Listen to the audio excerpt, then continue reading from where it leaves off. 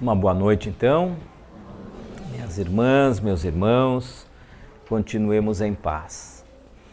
Nesta noite, nós vamos refletir aqui junto com vocês com relação à chamada lei maior, a lei do amor. Vamos procurar refletir um pouco o que é esse sentimento amor, verificar as nuances em que é possível nós detectarmos o que é este sentimento. E também vamos procurar analisar esse tema trazendo dois exemplos. Nós vamos trabalhar com um deles primeiro, no nosso primeiro tempo de exposição. Vamos tecer algumas considerações em torno desse exemplo, das características desse fato, e que possam nos ajudar a construir esta ideia do que vem a ser o amor. E depois vamos finalizar com um segundo exemplo. Antes de mais nada, eu gostaria de deixar aqui uma informação inicial. Se nós formos olhar esse tema amor, principalmente nos autores antigos, nos filósofos antigos, nós vamos encontrar três palavras gregas que definem aquilo que nós aqui no português chamamos de amor.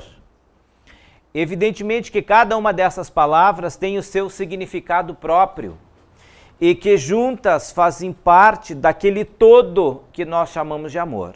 Entretanto, entre os gregos, eles viam esse sentimento de maneira diferente, conceituavam esses sentimentos de maneira diferente, ou esse sentimento amor de maneira diferente. O primeiro termo é eros. O termo eros é um termo grego que significa amor. Mas é um amor com um significado muito próprio. Eros era o amor que nós chamamos aqui de desejo e que foi apresentado por Platão. A gente vai ver isso logo adiante. Mas também tem uma segunda conceituação de amor, o conceito desse sentimento amor, que é filia, que também é um amor trazido, esse conceito trazido por Aristóteles. E um terceiro amor, que é ágape. Esse ágape é um amor que já nos traz o Cristo e que também tem um sentido diferente.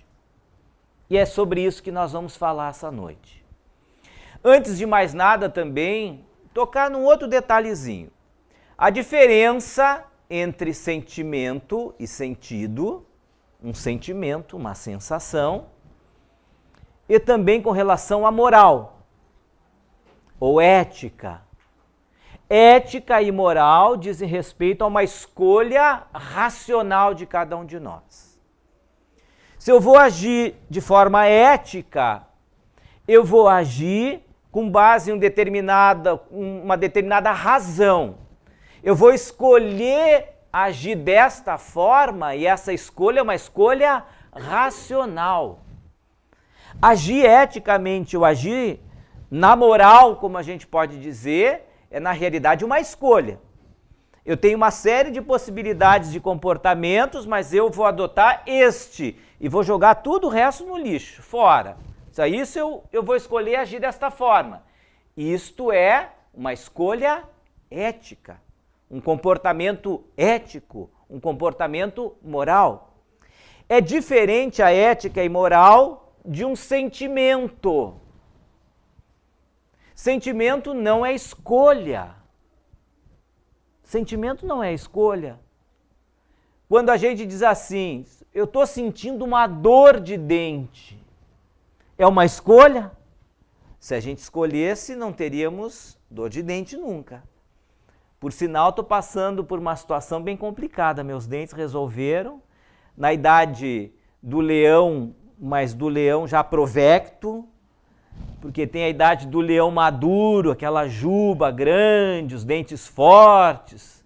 E tem a idade lá do leão mais adiante, que vai perdendo um pouco da juba, né? E os dentes vão caindo também. Então a gente passa por um período, muitas vezes, de dor, e a gente não escolhe, não é uma escolha racional a dor. A dor é um sentimento. A gente pode explicar o que é esta dor, esse sentimento. Se a gente falar sobre isso, olha, vocês imaginem assim topar com a canela na quina de uma mesa. Às vezes aquelas mesinhas baixas, bem baixinha que tem na sala, que é só pra gente se machucar, porque às vezes não tem quase função nenhuma, né? Levantou, puf, dá com a canela ali. Então todo mundo sabe o que é a dor, só imagina, a pessoa já sente. Isso é sentimento. Isso é sentimento, a dor. A gente tem sentimento de calor, tem sentimento de frio, tem o medo, que é um outro sentimento, a gente não escolhe racionalmente ter ou não ter. Tem pessoas que têm medo de determinadas coisas e ponto final. Tem pessoas que têm medo de barata. E a gente sabe que racionalmente não tem lógica alguma alguém ter medo de barata. Que mal ela pode fazer para mim, do meu tamanho? Nenhum. Mas tem gente que tem medo. Eu tenho uma colega que ela tem o grau avançado do medo, que é o pavor. Ela não pode ver uma foto de barata. Não é nem a barata fisicamente, ela não pode ver a foto de uma barata. Uma vez, a gente foi fazer uma brincadeira um pouco exagerada, a gente colocou uma foto de barata sobre a mesa dela. Coitada. Ela não conseguia tocar na foto, ela não conseguia tirar a foto de sobre a mesa, ela precisou de alguém para tirar a foto dali, tamanho medo que ela tem. É um sentimento, vejam, não é uma escolha. Comportamento ético é uma escolha. E é interessante que esse comportamento ético, ele tem uma ligação com com os maiores dos sentimentos, que é o amor. Porque muitas vezes a gente tem um comportamento ético, que é um comportamento baseado em... Olha, uma pessoa que tem o impulso do amor como sentimento, agiria como nessa posição, nessa situação? Agiria desta forma. Então eu vou escolher agir assim. É uma escolha racional, ética, é uma escolha. Sentimento não é algo que se escolhe. Ou temos ou não temos. Mas vamos falar um pouco então desse sentimento, deste amor. E que daí alguns filósofos procuraram definir o que é esse amor. Mas eu havia falado para vocês que a gente ia começar com um exemplo. E a partir desse exemplo a gente ia desenvolvendo aqui o nosso estudo. Então o primeiro exemplo, o primeiro caso. Era uma família, um casal, que teve seu primeiro filho. Um filho homem. Desde que esse menino nasceu, os pais enfrentaram sérios problemas de eventos convulsivos com esse menino. De duas uma, o menino estava entrando em processo de convulsão. E aquela correria, aquela preocupação, desde os primeiros instantes lá no berçário. E o interessante é que cada vez que esse menino caía em processo de convulsão, a mãe talvez, tomada por um estado emocional profundo, ela começava a apresentar uma taquicardia, aceleração dos batimentos cardíacos tão forte que ela não tinha condições de ajudar a criança. E ela caía prostrada. O marido ficava entre ajudar o filho e ajudar a mulher, ajudar o filho e ajudar a esposa. Ela ficava inerte diante daquela situação, daquele problema. Com o passar do tempo, os médicos conseguiram detectar a causa destas convulsões, sem, entretanto, terem condições de curarem o menino. Apenas diagnosticaram a causa das convulsões. Quando o menino entrava em contato com qualquer fragrância, ele entrava em convulsão. Olha só que estranho. Qualquer fragrância, qualquer cheiro, qualquer aroma, esse menino entrava num processo de convulsão. Então imagine vocês deixar uma criança fora de qualquer aroma, de qualquer fragrância. Então, os cuidados que tinham que ter para dar banho nesse menino, tinha que ser com um sabonete sem qualquer tipo de fragrância. No banheiro de casa não podia ter nenhum cheirinho, botar um bom ar, nem pensar. As roupas dele têm que ser lavadas com sabão neutro. A mãe não podia usar perfume, o pai não podia também usar perfume. Ninguém das pessoas que conviviam com eles podiam ter qualquer tipo de fragrância, aroma. Quando ele se defrontava com alguma situação em que tinha uma fragrância, um aroma, o menino entrava em processo de convulsão. E a mãe inspirava cuidados em razão da aceleração dos batimentos cardíacos dela. Era uma situação extremamente desagradável para essa família. Eles apenas então cuidavam para que o menino não tivesse próximo de nenhum agente que causasse esse processo de reação alérgica dele. É só isso. As pessoas tinham que cuidar, não podiam ter nenhum aroma dentro de casa, nada, nenhum contato com aquelas pessoas que conviviam com eles. Imaginem vocês a dificuldade que era desta família cuidar disso. E o menino se apresentou assim. E não tinha o que fazer. Não tinha cura para isto. E esta família então começou a procurar todos os tipos de tratamentos possíveis. Porque nós sabemos, enquanto pais, o que a gente faz para procurar dar conforto ao filho, saúde a um filho. A gente vai aonde tiver que ir. Procura vários médicos. Quando os médicos já não dão conta de todas as situações, sejam alopatas, homeopatas, a gente vai para todas as mancias possíveis. Olha, tem uma benzedeira aqui, tem uma simpatia acolá, e a gente vai fazendo de tudo. E a família fazia de tudo. E não dava causa, não dava solução para o problema. Ele continuava. Até que chegaram a uma casa espírita. Alguém, olha, quem sabe tem uma razão espiritual para tudo isso? Quem sabe vocês vão até lá, conheçam a doutrina espírita, vamos fazer um tratamento espiritual, vamos ouvir o que a espiritualidade tem a dizer, vamos ver se é possível nós colhermos essa resposta agora, mas vamos em busca através de um outro caminho. E foram até a casa espírita. E lá na casa espírita começaram um trabalho espiritual para esta família, de radiação, depois um trabalho mediúnico. E no trabalho mediúnico, com o tempo, começou a se manifestar uma entidade que tinha uma ligação com este casal e este filho. E este espírito que se manifestava com muito ódio desses personagens envolvidos nessa história. E com o tempo ele começou a puxar o fio da memória daquelas criaturas. Ele também a contar detalhes do passado que faziam com que os quatro estivessem ligados por essa trama do destino.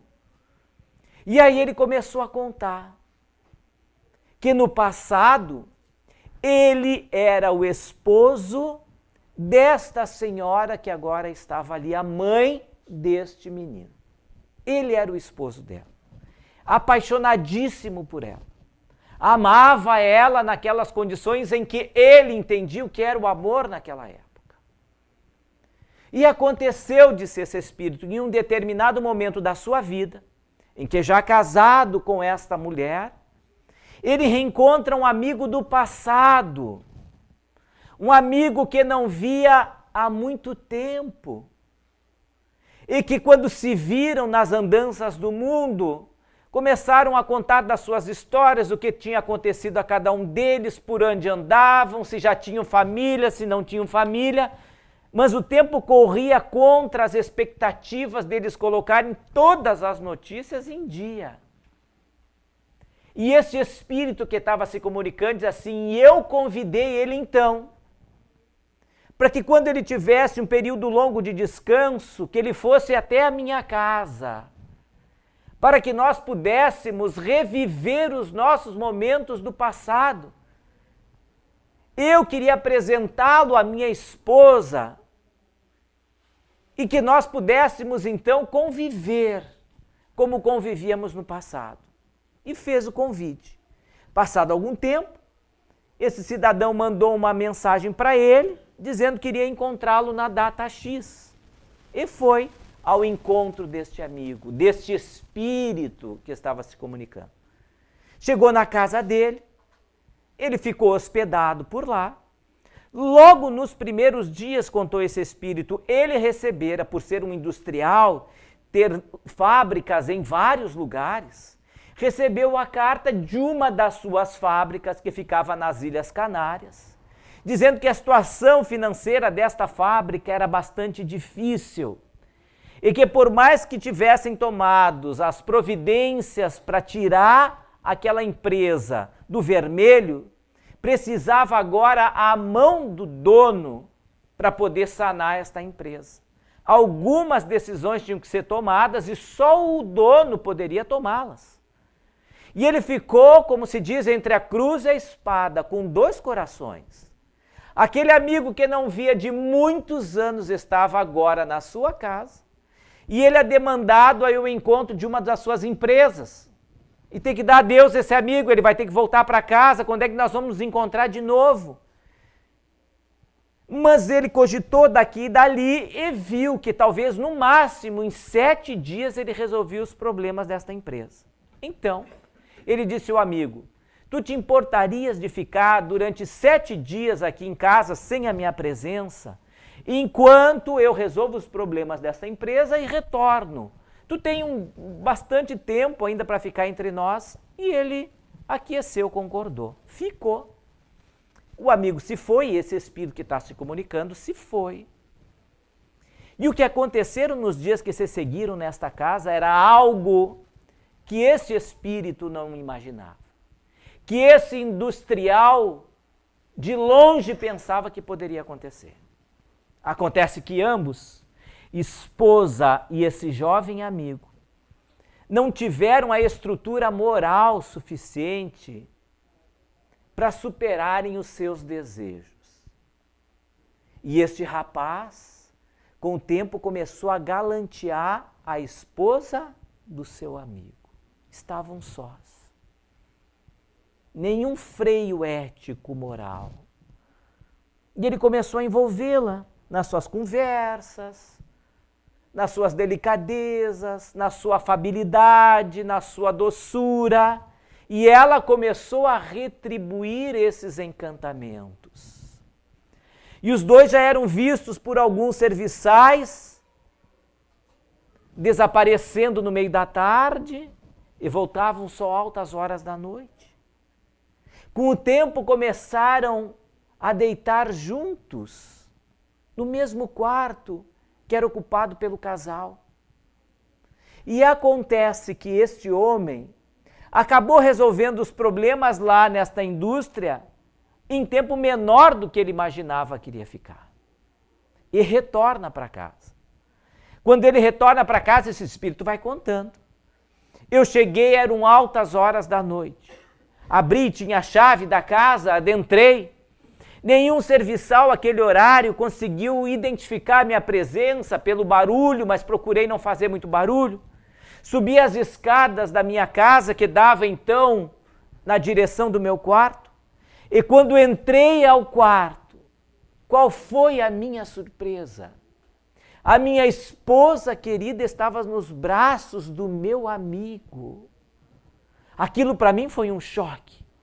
No que eu abri a porta fez um rangido e os dois acordaram, sendo pegos de surpresa, quando naquele instante esse espírito vai contando. Este rapaz, este amigo, trazia debaixo do travesseiro um punhal, talvez esperando ser surpreendido por alguém, e avançou-se na direção do meu peito, contava o espírito. E cravejou aquele punhal inúmeras vezes, tirando-me a vida naquele momento. E eu atônito no mundo espiritual, observando tudo aquilo que estava acontecendo.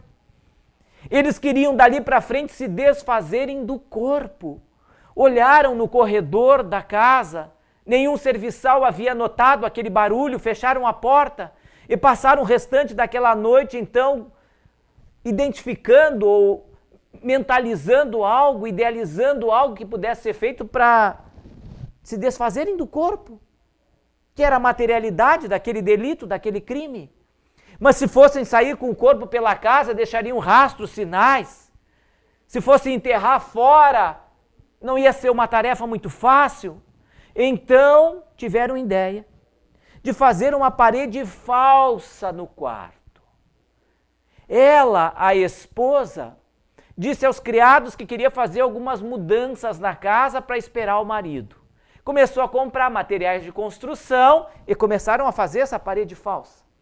Na medida em que as horas e os dias avançavam, aquele corpo começou a entrar em putrefação. O que fazer? Envolveram aquele corpo em lençóis, mas como o cheiro já começava a ser muito forte, o que fizeram? Tentaram mascarar aquele odor. Esta mulher, ela tinha uma verdadeira coleção de perfumes. Aonde quer que o seu marido ia e viajava, desde os tempos em que eram noivos, ele trazia um perfume para ela. Aonde quer que ele fosse, em qualquer lugar do mundo. Então ela tinha inúmeras marcas de perfume. Uma verdadeira coleção de perfumes. Todos aqueles e muito mais que a gente gosta de comprar quando vai para a Ribeira. A gente compra para nós, lá Yves Saint Laurent, Gabriele Sabatini e tantos outros, Paco Rabanne e assim vai. Além de levar dos parentes também para comprar, né? Então ela tinha todos aqueles perfumes e aí eles começaram a jogar os perfumes nas cobertas para disfarçar o odor. Quando essa parede ficou semi-pronta, eles jogaram o corpo por sobre ela, terminaram o serviço, rebocaram e esta morte ficou insolúvel.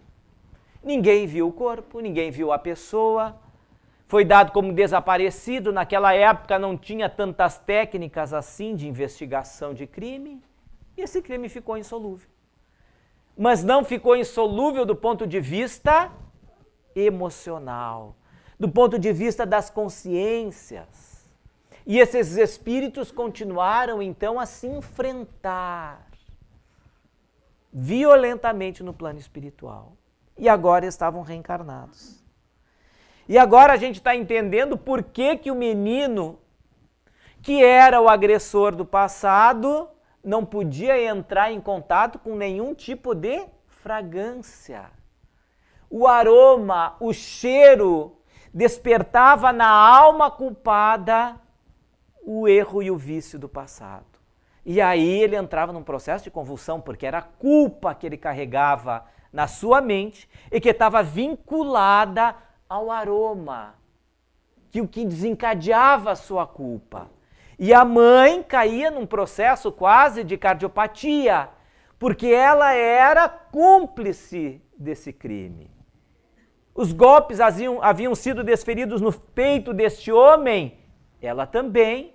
No momento em que o menino caía em convulsão, ela, uma alma culpada pela mesma situação, tinha as consequências do seu delito, do seu crime.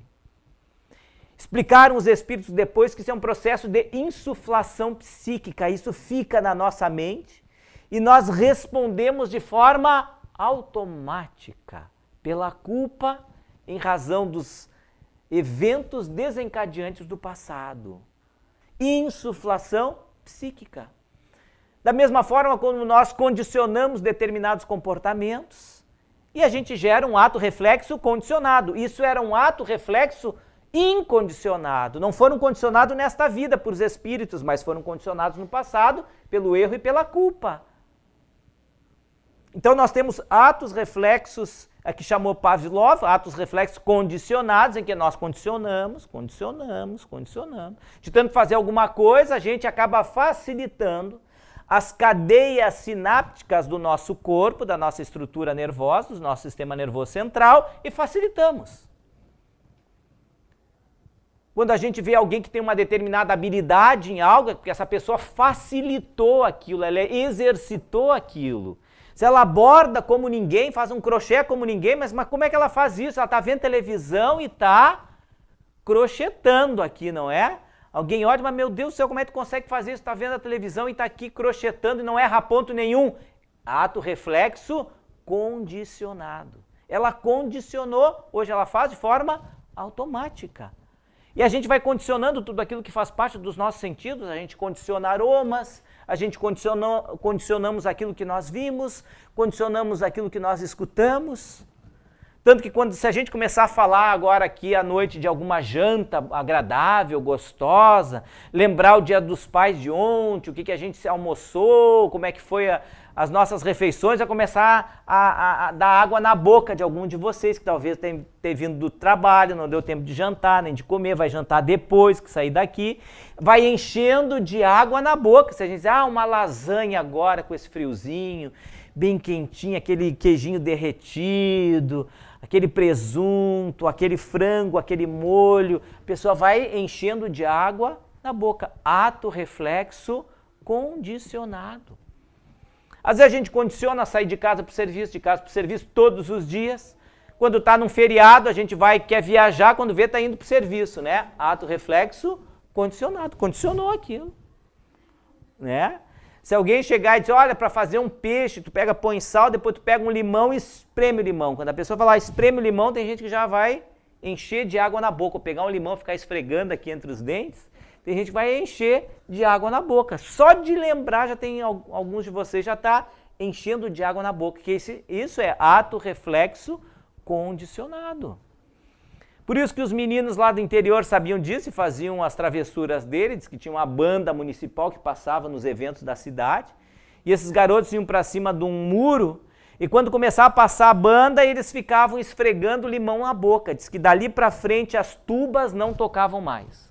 Qualquer instrumento de sopro não tocava mais, porque os músicos olhavam os meninos esfregando limão na boca, se enchiam de saliva na boca e não assopravam mais nada. Diz que dali para frente instrumento de sopro nenhum tocava na banda. E eles davam risada. Ato reflexo condicionado. A gente tem vários atos reflexos que nós condicionamos ao longo da nossa vida. Às vezes as pessoas com quem a gente gosta, com quem a gente ama, a gente pode tocar uma música, a gente se lembra, olha, essa foi a música que tocou quando nós nos conhecemos, lembra? A gente ouviu tantas e tantas outras vezes, compramos um LP disso. Os homens não lembram, mas talvez lembrem o perfume da namorada, né? Fica no aroma. Atos reflexos condicionados, a gente vai condicionando. E há alguns que são atos reflexos incondicionados, que a gente não condicionamos agora, mas veio do passado. A gente vê aqueles vídeos de crianças prodígio, que têm habilidades inatas, com 10, 12 anos de idade. Eu vi esses dias um menininho regeu uma orquestra, subiu num tablado, uma varinha na mão, ele era um maestro, adulto, maduro, regendo homens de idade ali naquela orquestra, ele 11, 12 anos de idade. De onde é que ele traz isso? Ele já condicionou isso do passado. Ato, reflexo condicionado. Está condicionado isso. Então nós condicionamos comportamentos. Este primeiro amor é este amor do apego, de satisfazer um desejo daquilo que eu quero. É o que o amigo desse espírito que se comunicava, que lá no passado teve o desejo de estar junto da esposa do seu amigo. E ela o desejo de ficar com ele. Isso é um primeiro conceito de amor, o amor eros, que é o amor de Platão. Quem traz esse conceito de amor eros é Platão. O amor de Platão é este amor desejo, o amor daquilo que me falta, o amor da ausência. Este é o amor de Platão. É interessante que quando a gente vai se debruçar por aqueles que analisam todas essas estruturas do sentimento, esses conceitos dos sentimentos, dizem, conseguem diagnosticar que nós fomos criados muito mais sob este império do amor eros do que de qualquer outro. A gente ainda é educado dentro da visão do amor eros, do amor desejo, do amor daquilo que eu não tenho. Vejam, aquilo que eu não tenho é aquilo que eu amo, no conceito de Platão. Esse é o amor eros, é aquilo que eu não tenho, é o amor da falta, é o amor da ausência, é o amor daquilo que eu desejo. Enquanto eu estou desejando alguma coisa que eu não tenho, eu vibro nesse sentimento de amor, que era na expressão de Platão, eros. Isto é amor na concepção de Platão. Este amor do desejo, o amor da ausência. No momento que eu já conquisto aquilo que é o meu desejo, eu já não tenho mais amor. Porque o amor é a ausência de algo. É esse sentimento de desejo. No momento que a gente adquire esse desejo, não tem mais amor por aquilo. E vai buscar alguma outra coisa. Vejam, isso faz parte da nossa sociedade, do nosso sistema, muitas vezes capitalista, é esse sistema de gerar desejo. Porque aqueles aparelhos que a gente vai comprando, que os filhos querem, não é assim? Não sei o que lá, a gente compra o daquele amor que a gente tinha, que era entre nós e a vitrine, porque a gente tem aquele amor desejo, aquele amor da vitrine, o amor da ausência. Eu olho que está na vitrine, eu desejo aquilo, eu amo aquilo, eu aspiro aquilo. No momento que eu tenho aquele desejo, desaparece. Por quê? Porque o sistema vai criar o 2. Aí eu vou desejar e amar o 2. No momento que eu tiver o 2, alguém já tem o 5. E aí, mas meu Deus do céu, só o 2 não adianta, não, agora tem o 5 Mega Plus Ultra. E a gente vai, não, daqui a pouco tem o 8 Mini ainda. Puxa, é o 8 Mini. E a gente vai desejar aquilo. E esse é o amor de Platão, é o eros. É o amor da ausência, da gente estar sempre buscando alguma coisa. Então ele dizia, esse sentimento de desejo de algo, daquilo que a gente não tem, isto é amor. E quando a gente pega tudo aquilo que a gente conquistou com o tempo e joga num baú, aquilo é o baú das coisas que morreram do amor. Porque não tem mais amor ali, porque aquilo a gente já conquistou. A gente quer aquilo que nós não temos. Nós desejamos aquilo que nós não temos. Então, Eros explicava que este sentimento, nós podemos denominar ele de amor. E é interessante que às vezes a nossa vida se move assim, neste amor. Muitas vezes a gente é educado para isso.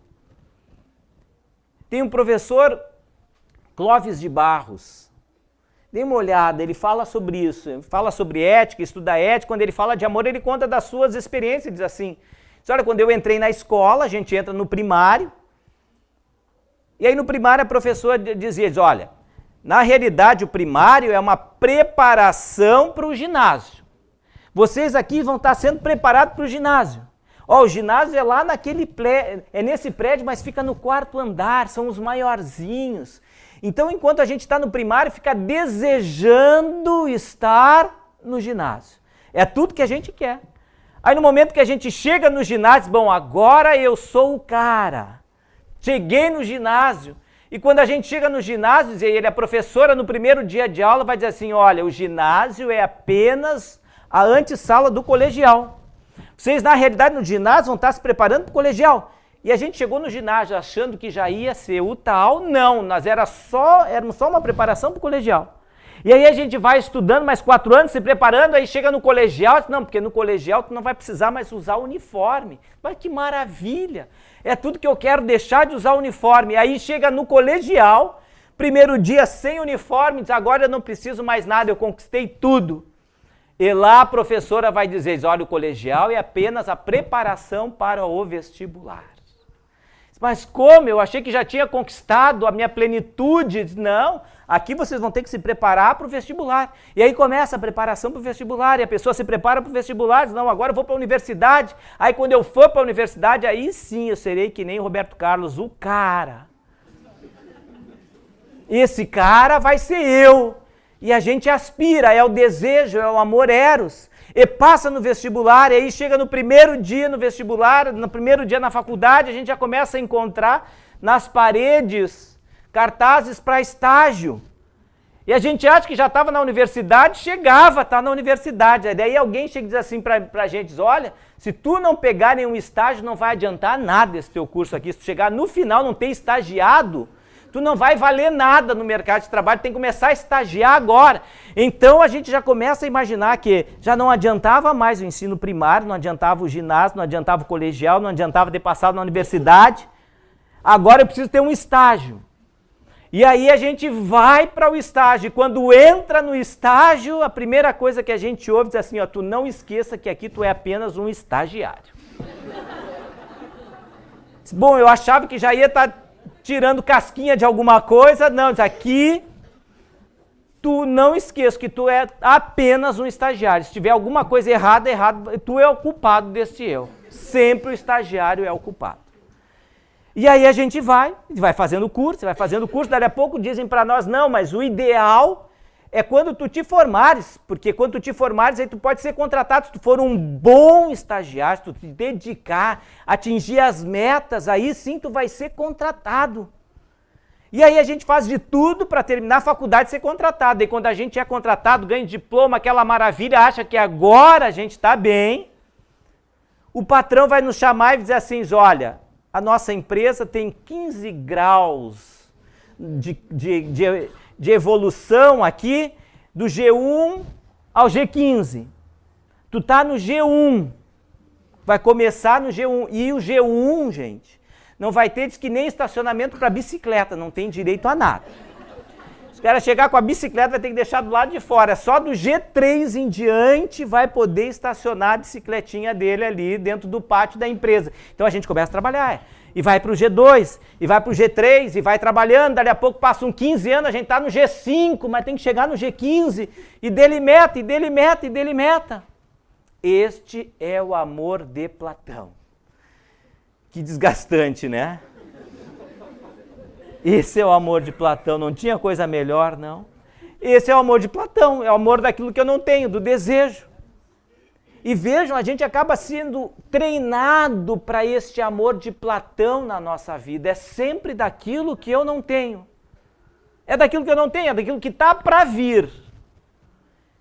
E às vezes ainda de acordo com a nossa crença religiosa, ainda a pessoa daí está para morrer, para desencarnar, e aí ainda vem alguém e diz assim, não, o melhor está por vir ainda, não é aqui.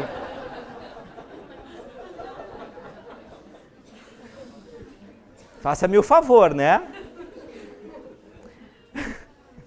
Melhor tá por vir ainda.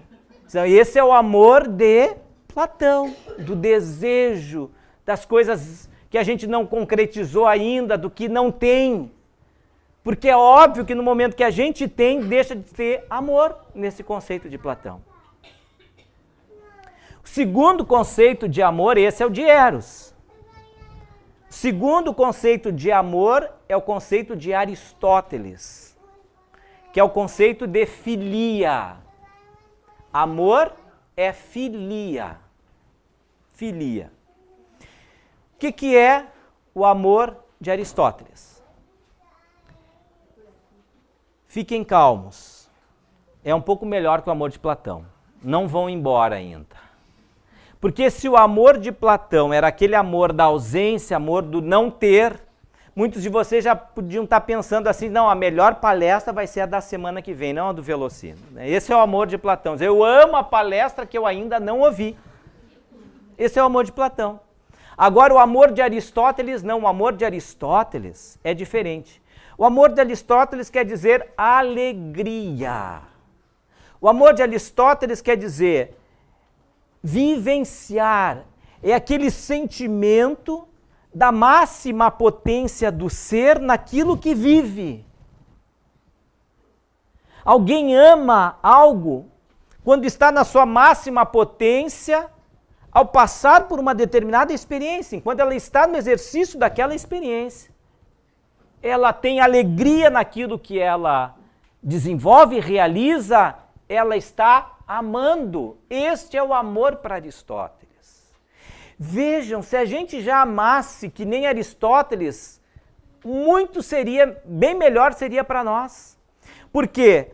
Se aquela criança que entrou lá no ensino primário e a professora dissesse para ela, diz, olha, o bom é a gente aprender e gostar de tudo aquilo que a gente vai lidar aqui. Isso vai ser importante amanhã ou depois, mas o mais importante é a gente lidar com intimidade, com prazer, com aquilo que nós estamos trabalhando. Não que isso sirva de um pré-requisito para algo que nós vamos alcançar, isso não interessa. Para Aristóteles interessa a gente viver com alegria aquele momento. Então, enquanto Platão era o amor de algo que não se tinha, diz, olha, eu quero ter uma caminhonete. Enquanto eu não tenho esta caminhonete, eu não amo. Para Aristóteles, não. No momento que eu adquiro esta caminhonete, que eu me relaciono com ela, que eu tenho alegria de estar com ela, isto é amor. O amor para Aristóteles é esta alegria. Alegria daquilo que a gente faz, da comida que a gente faz, da aula que a gente dá, dos professores, da palestra que a gente vem. É isto, é estar amando, ter esta alegria daquilo que se faz, a gente encontrar nossa potência do ser naquilo que se faz. Isto é o amor de Aristóteles. E o mais importante é que a gente vai aprendendo com o tempo. Quanto menos exigente a gente for com a relação que a gente tem com as coisas, mais feliz a gente vai ser. A gente vai sendo feliz ou alegre com as coisas simples. A beleza disso a gente conseguir identificar com o tempo em que, muito bem, eu vou me relacionar com as coisas, com as pessoas, com as situações, e isso vai me dar alegria. Mas se eu só tiver alegria, se eu tiver dentro de um carro que vale 250 mil reais, vocês vão de convir comigo que isso vai ser mais difícil atingir essa alegria se eu me sentir alegre e pegar um ônibus para ir de Porto Alegre a Taquara, de Taquara a Porto Alegre. Se a pessoa se sente feliz, alegre, fazendo esta trajetória, muito bem. E as pessoas então têm mais chance de serem alegres quanto mais simples são as suas escolhas. Quanto mais simples sejam as suas escolhas de potencialidades do seu ser. Este era o amor de Aristóteles. E que a gente ainda não aprendeu a lidar com ele. É o amor do presente, não o amor daquilo que falta. É aquela alegria daquilo que nós estamos vivendo. Agora eu disse a vocês que tem um terceiro amor. O amor eros, o amor filia e o amor ágape. Esse terceiro amor, quem nos dá o exemplo e nos ensina é Jesus. Em Jesus, as coisas mudam completamente. Enquanto no amor eros e no amor filia, há necessidade do outro, mas eu só penso em mim. No amor eros, eu só estou pensando no meu desejo. Aquilo que eu não tenho, da ausência, mas é o meu desejo. Eu quero satisfazer o meu desejo. No amor Aristóteles também, a gente não é alegre com qualquer coisa. A gente é alegre com as coisas que nós escolhemos, que tenham uma relação para nós. Agora percebam, no amor em Jesus há uma quebra desses paradigmas aqui, porque no amor em Jesus, Jesus é assim, amar ao próximo como a ti mesmo. E próximo é qualquer um.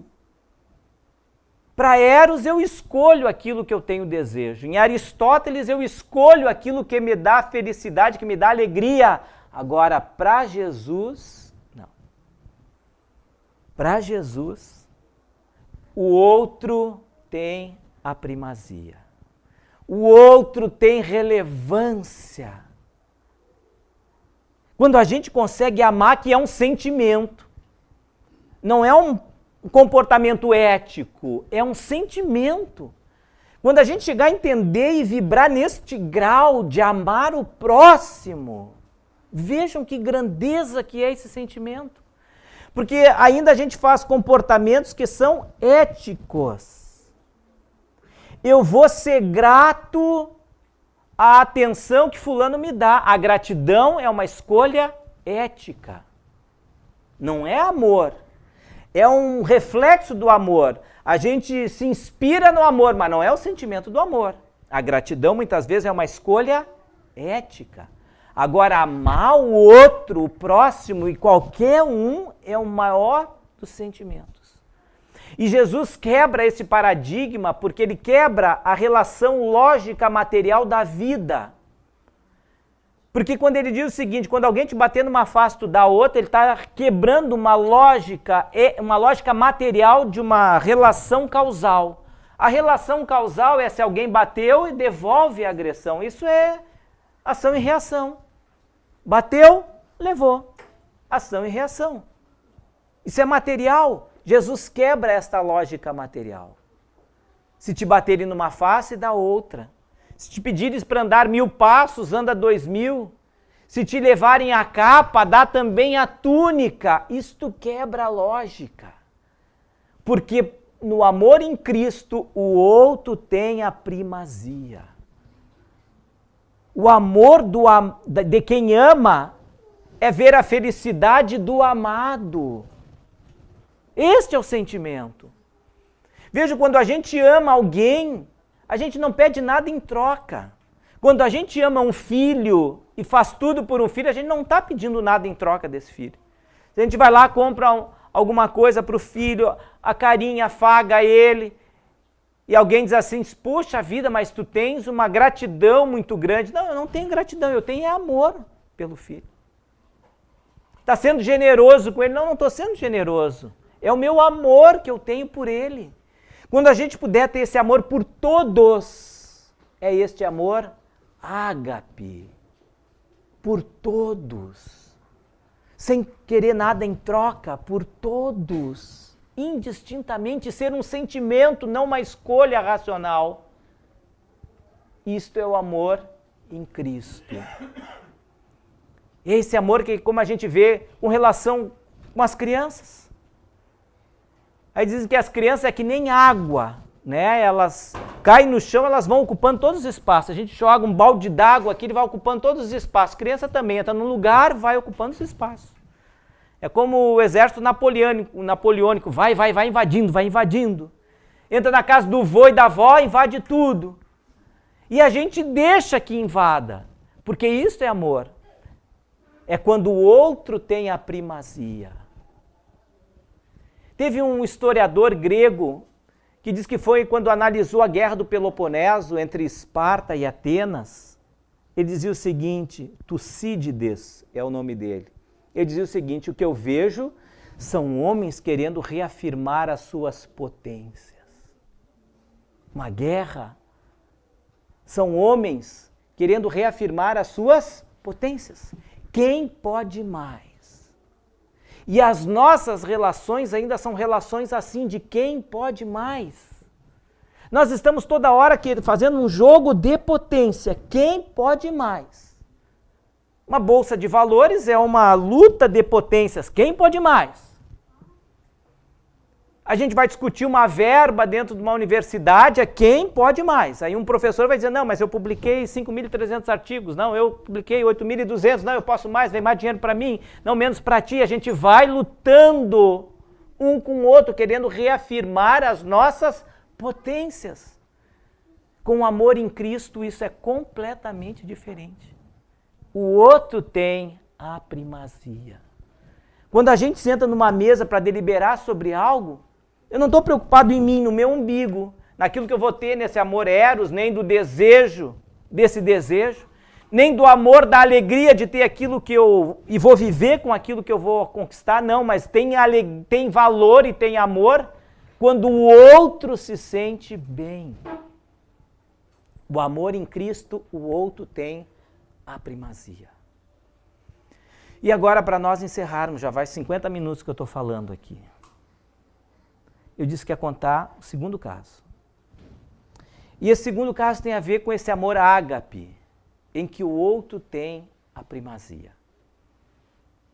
Eu acho que eu já contei algumas vezes aqui, mas não nesse contexto.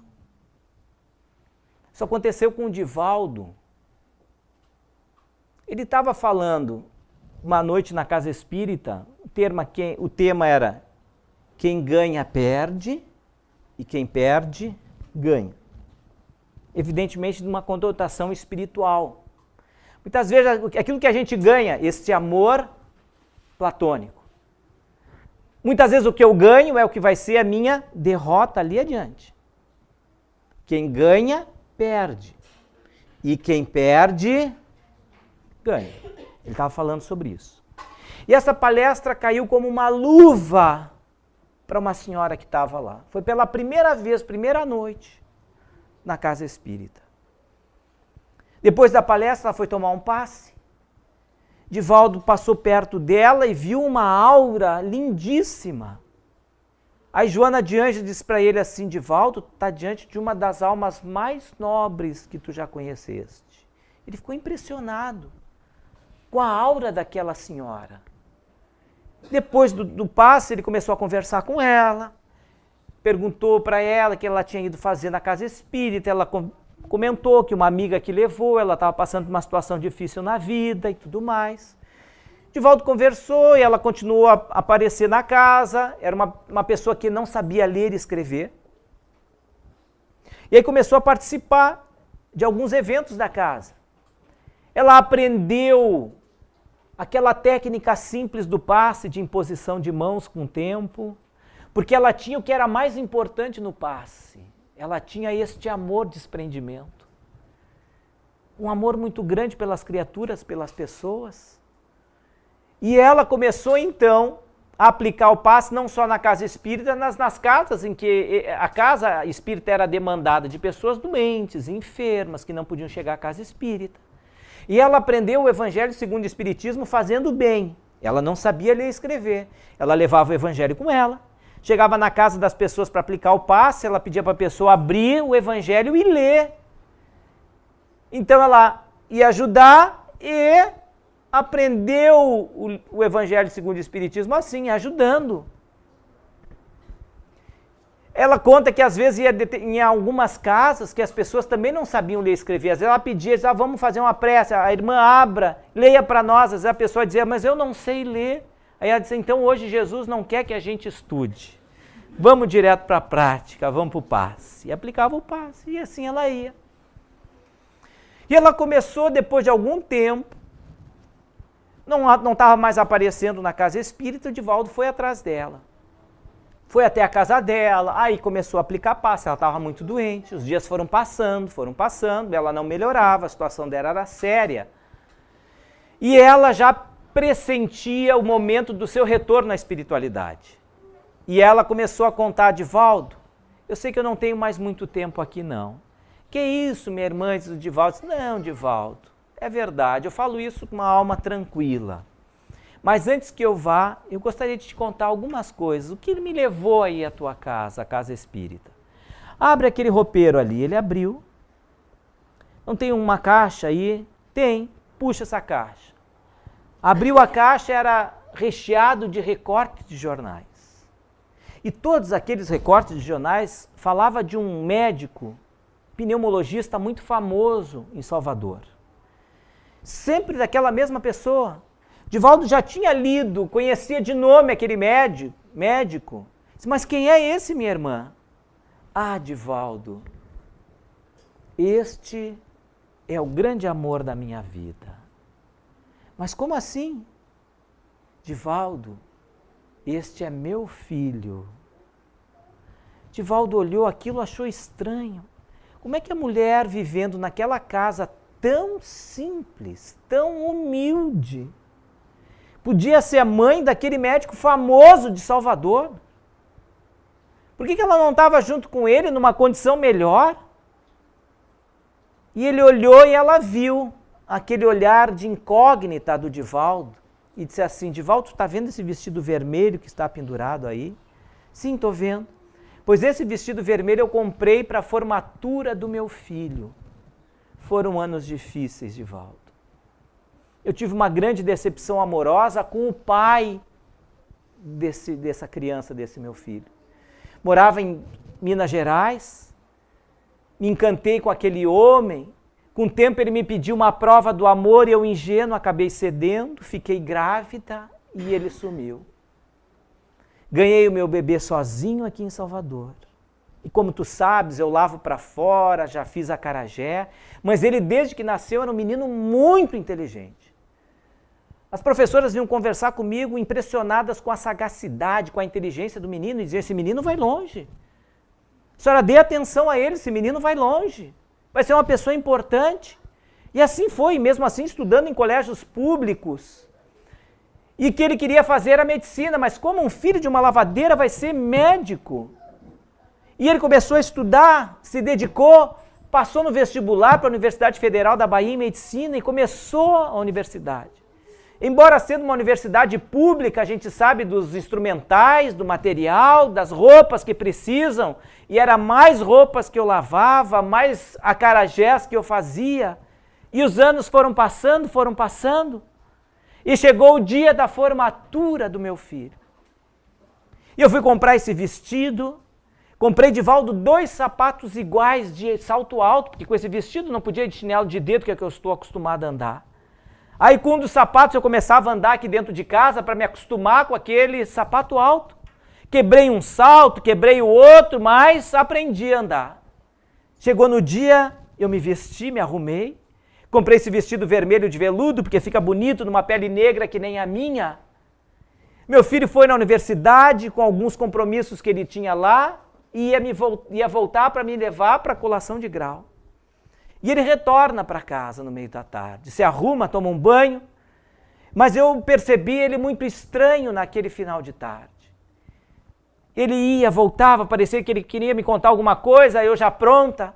O horário que nós tínhamos marcado para o táxi, já estavam nos aguardando e buzinando, e ele parecia que queria me dizer alguma coisa. Eu digo, mas meu filho, o que tu tens? Está tão ansioso? Não pode ser só a formatura, porque isso é o coroamento dos esforços desses anos todos. O que é, meu filho? Me conta. Ai, mamãe, eu tenho uma coisa para te dizer. Mas me conta, me diga. Mãe, tu sabes que eu estou namorando uma fulana e tal? Sim, eu sei. Sim, mas acontece que eu não te contei tudo a respeito dela. Mas então me conta, meu filho. Mamãe, nós vamos ficar noivos esta noite e vamos marcar o nosso casamento. Mas que bom. Mas mamãe tem uma outra coisa. O que é? A senhora nunca não desconfiou porque eu não lhe apresentei ela, não trouxe ela aqui? Pois é, mas eu sei. Não, mamãe, é que o pai dela é um dos maiores cirurgiões de Salvador. Foi meu professor de cirurgia geral.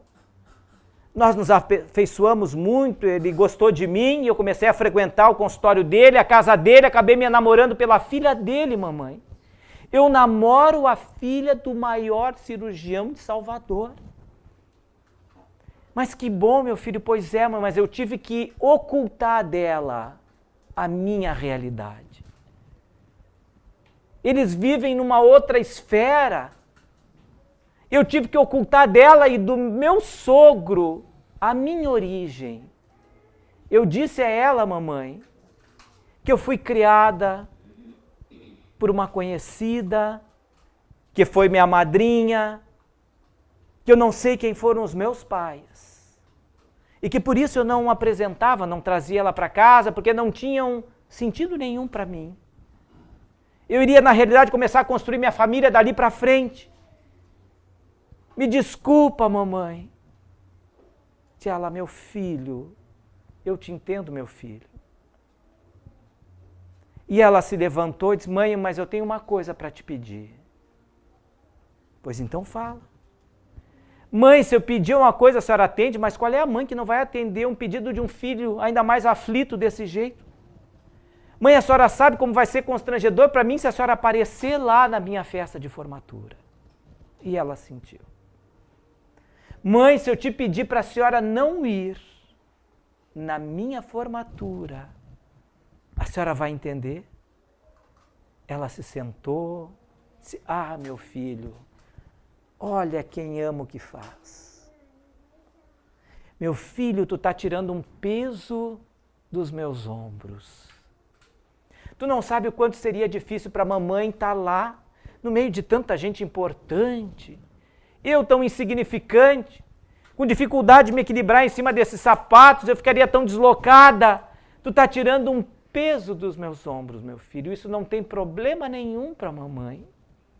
Vai, meu filho. Vai para a tua colação de grau. Para a tua vida. Para o teu casamento. E eu estarei aqui em coração sempre contigo. E ele se levantou, abraçou a mãe, e antes de sair ele procurou ainda deixar algum retorno material para ela. Tirou um talão de cheques, ia começar a assinar os cheques. Ó, mãe, eu vou deixar aqui, quando a senhora precisar, a senhora usa. Disse, não, meu filho, eu não preciso de nada, não, de dinheiro nenhum teu.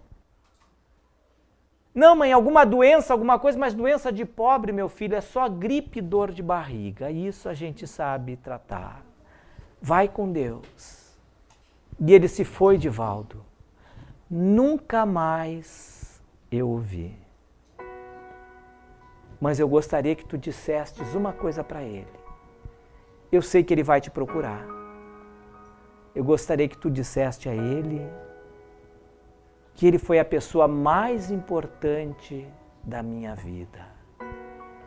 Que eu o amo muito. Diga a ele, Divaldo, que eu o amo muito. Quem de nós teria a capacidade de sentir este amor com a intensidade desta mãe por todos? Jesus sente isso por todos nós. Muito obrigado.